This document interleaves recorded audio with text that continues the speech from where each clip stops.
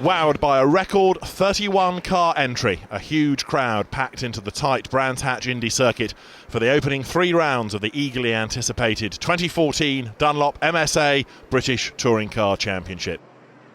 Adding to the excitement, this year's full capacity grid not only included cars representing 11 of the world's largest car manufacturers, but also no fewer than 7 proven BTCC champions. 2013 champion Andrew Jordan headed the star-studded cast, which also featured past champs Gordon Shedden, Matt Neal, Jason Plato and Colin Turkington, as well as welcome BTCC returns for 2 touring car legends, Fabrizio Giovanardi and Alain Menu. In brilliant spring sunshine, the 2014 action kicked off with a fiercely fought qualifying session that lived up to all pre-season expectations. Incredibly, the top 23 cars were covered by little more than an eighth of a second, with champions filling the top 5 places. Jordan kicked off his title defence in fine style by claiming pole position in his Pertec Racing Honda Civic, just ahead of Plato's MG6, Turkington's BMW and the 2 new Honda Civic Tourers of Neal and Shedden. Menu lined up a competitive 8th in his BMR VW, while Giovanardi was struggling to come to grips with his Airwaves-backed Ford Focus and found himself languishing in a lowly 18th spot. As the lights went out, front row men Jordan and Plato fended off Turkington's fast-starting BMW. Back in the huge pack, Menu's comeback lasted little more than the first corner, with the double champion spinning his Volkswagen out of the predictably hectic first lap action. Neal wasted little time muscling 3rd place from the frustrated Turkington, and Shedden repeated the trick at mid-distance. The BMW speed dropped off thereafter, and the 2009 champ slipped behind the Audi of hard-charging Rob Austin and teammate Rob Collard in the closing laps. Up front, the peerless Jordan maintained his slim advantage over the fast-following Plato to take maximum points with his first ever BTCC win at Brands. Plato was happy to kick off what's a long 30-round campaign with a solid 2nd place, while Neal, Shedden and Austin completed the top 5. Jordan again made the perfect getaway in race 2, but there was drama behind as first Jason Plato's MG was slow away, and then Neal and Collard collided at the opening corner. While the 2 of them recovered control, Shedden took advantage, slipping around the outside into 2nd. As the top 2 made their escape, Turkington was the man on the move, passing Collard for 5th, Foster for 4th, and then Neal for 3rd.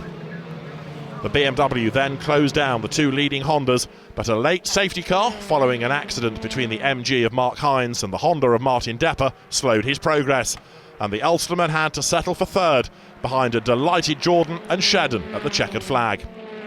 Further back, the delayed Plato recovered from 27th on the opening lap to grab 11th place, and what could be 5 vital championship points come October.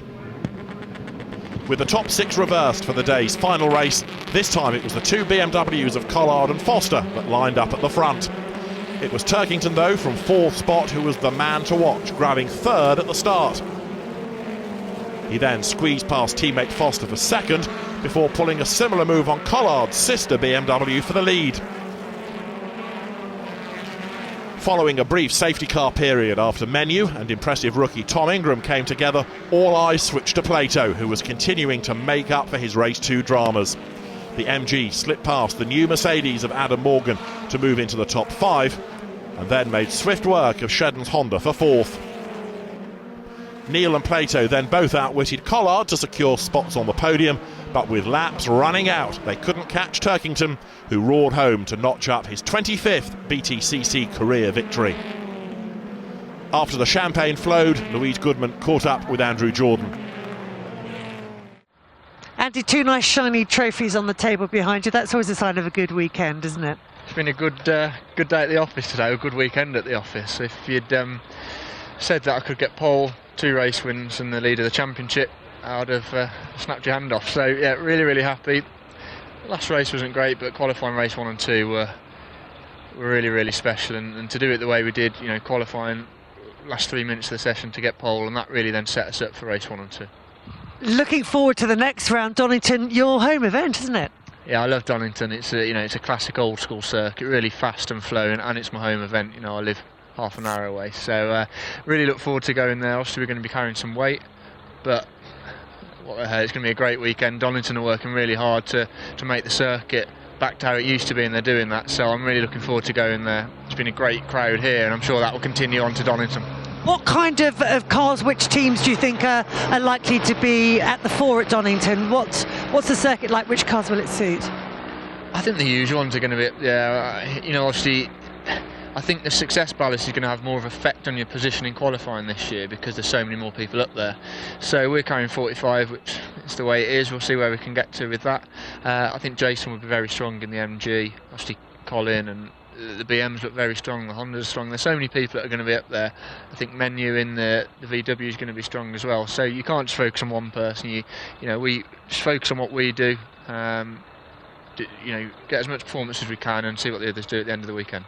Classic track for you guys driving around it, but it's a great circuit for spectators as well, isn't it? You've got some fantastic views there. If I was going to go and watch there, I'd park myself with a deck chair down the Craner curves because it's such a cool, fast-flowing part of the circuit, unlike anything else really in the country. With that undulation and back up the hill under what was Starkers Bridge. So it's a real old school to go and watch that, and there'll be some classic racing there as usual. Hopefully a few more trophies to take home with you after that one as well. We'll see you there. Thank you. Despite only finishing 13th in the day's final race, thanks to his 2 earlier wins, the defending champion leads the 2014 title race as the teams now head to Donington Park for 3 more frantic touring car showdowns on Easter Sunday.